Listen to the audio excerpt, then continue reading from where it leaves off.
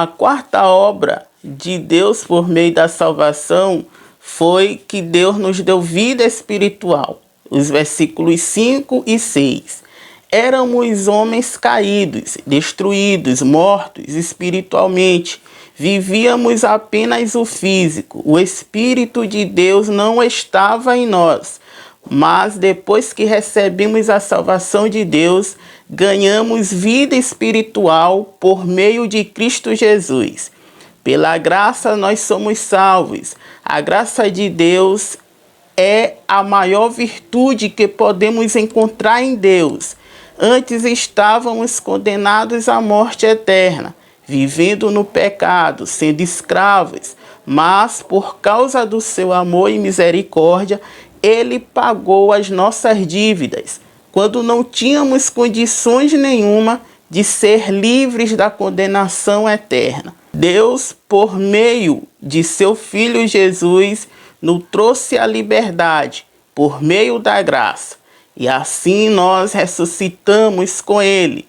Versículo 6. Ou seja, o homem que estava morto espiritual, quando alcança a salvação por meio da graça de Deus, passa a ter uma nova vida, a vida espiritual com Deus, tornando-o íntimos de Deus Pai. O homem sem Deus é um morto-vivo, vivendo apenas fisicamente. Mas quando ele aceita a salvação de Deus, ele passa a ter intimidade com Deus, através do Espírito Santo e da sua vida espiritual. A quinta obra é que somos testemunhas das obras de Deus em nossa vida.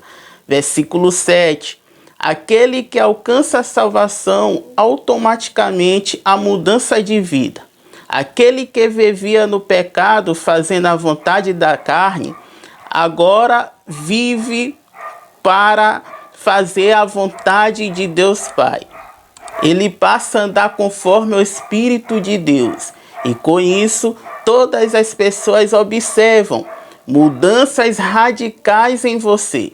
Isso porque não foi o pastor, não foi o presbítero, não foi o dirigente que fizeram você mudar, mas o Espírito de Deus que te convenceu a deixar a prática do pecado. Dê graças a Deus, porque você tem testemunhado Cristo em tua vida. Quem era você antes de ter alcançado a salvação? Talvez hoje você é uma pessoa melhor. A sexta obra é que Deus nos salvou. Versículo 8. Mais uma vez Paulo mostra aos Efésios que a graça de Deus que nos salvou por meio da fé.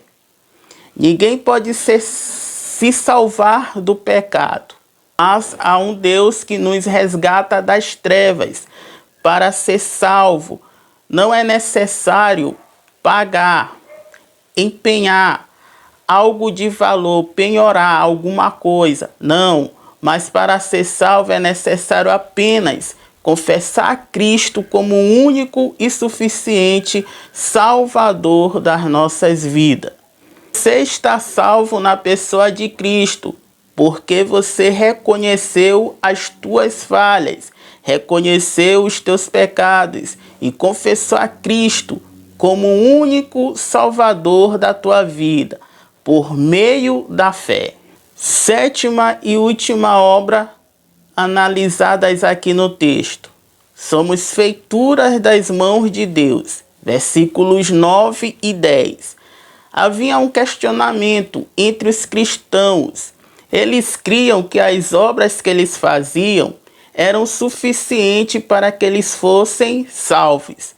Mas Paulo afirma que as obras não eram suficientes para alguém ser salvo.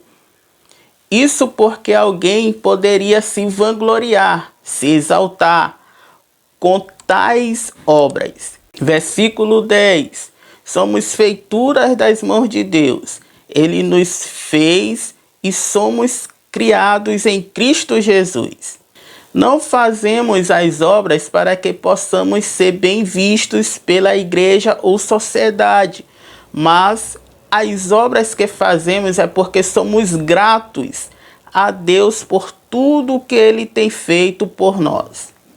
O ímpio faz as boas obras, como ajudando, fazendo caridade, mas são hipócritas.